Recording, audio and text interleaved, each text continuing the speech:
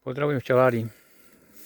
Takže dneska po 2 týždňov ideme zase preliečiť varomedom. V minulom videu som sa trošku splietol, som to tam poplietol.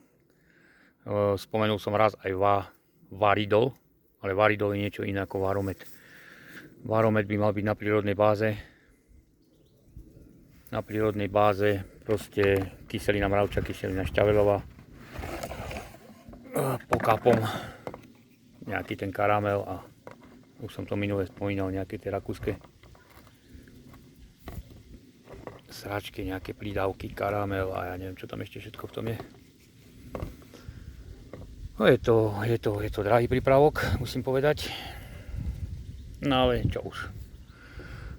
Hneď s liečením budem aj zakrmovať. Niekto povie, že by sa to nemalo teda, ale my krmíme a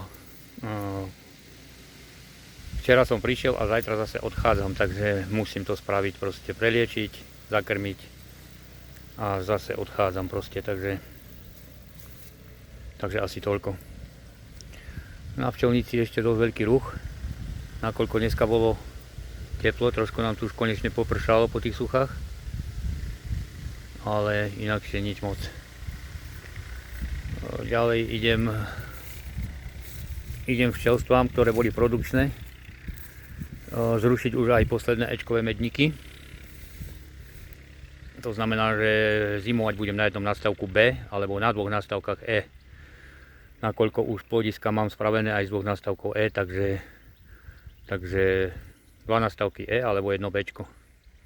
Žiadne 2 Bčka alebo Bčko, Ečko nebudem zimovať. Proste na jednom nastavku, dá sa povedať. Medníky som im ešte nechal tie Ečkové po jednom, hoci mali po 2, ale som im po jednom medničku nechal, nakoľko ich bolo veľa a do toho Bčkového nastavku sa nezmestili, keď som vytočil med.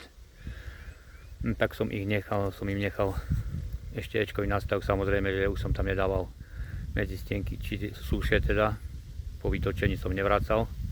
Nastavky sú prázdne iba kvôli miestu, kvôli vzduchu a priestoru. Takže teraz ich zoberiem preč a ostanú iba na Ečkovom, teda na Bčkovom nadstavku.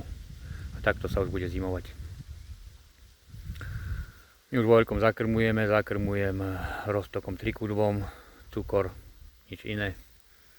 Nepoužívam poľský cukor, používam iba slovenský a český. Poľský som mal minulého roku, nebol som s ním spokojný.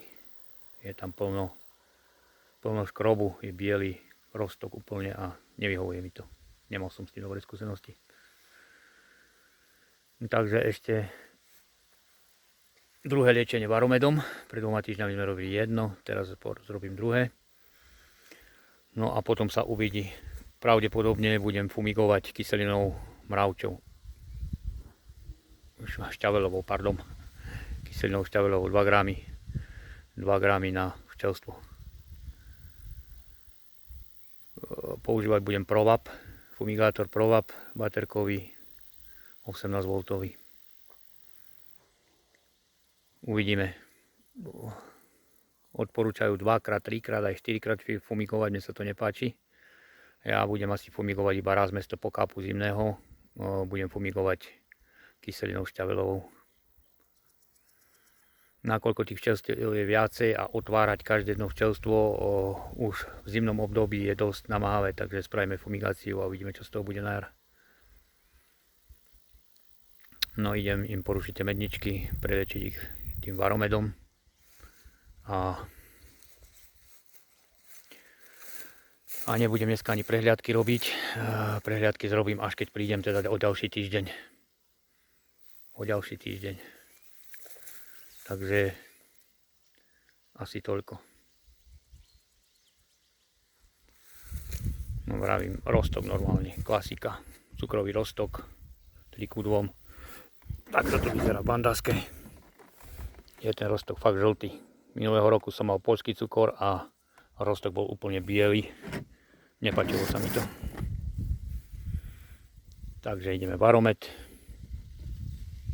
a cukorný roztok. To je zatiaľ asi všetko. Čaute.